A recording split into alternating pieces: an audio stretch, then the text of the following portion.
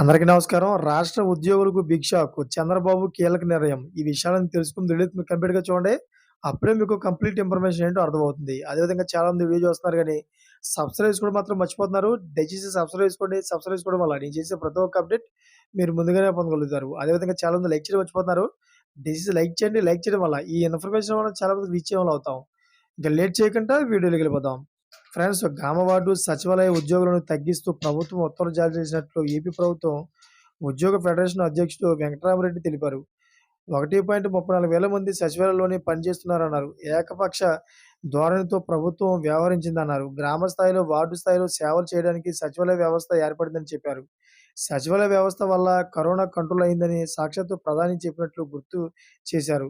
Job chart లేకుండా సచివాలయ ఉద్యోగులు పనిచేస్తున్నారని తెలిపారు. కనీసం లీవ్ కూడా పెట్టడానికి నలుగురు అధికారులు చుట్టూ తిరగాల్సి వస్తుందని వెంకటరామరెడ్డి అన్నారు. ప్రభుత్వం సమస్య పరిష్కారం చేయలేదని, కూటమి ప్రభుత్వం వచ్చాక వారి సమస్యలు ఎక్కువయ్యాయని తెలిపారు. ఇప్పటికే వాలంటీర్ వ్యవస్థ లేదని, బాధ్యత మొత్తం సచివాలయ ఉద్యోగులపై పడిందన్నారు. రే రేషనేషన్ రేషనలైజేషన్ రేషనలైజేషన్ చేసే ముందు ఒక్కసారి ఆలోచించుకోవాలని సూచించారు. చూసారా ఫ్రెండ్స్, మరి లేటెస్ట్ అప్డేట్స్ కోసం ఛానెల్ సబ్స్క్రైబ్ చేసుకోండి, గంట పైన ఆన్‌లో పెట్టుకోండి. నేను చేసే ప్రతి ఒక్క అప్డేట్ మీరు ముందుగానే పొందగలుగుతారు. అదేవిధంగా ఇప్పుడు ఎవరు చూసిన ప్రతి ఒక్కరు కూడా థాంక్ ఫర్ వాచింగ్ ఫ్రెండ్స్.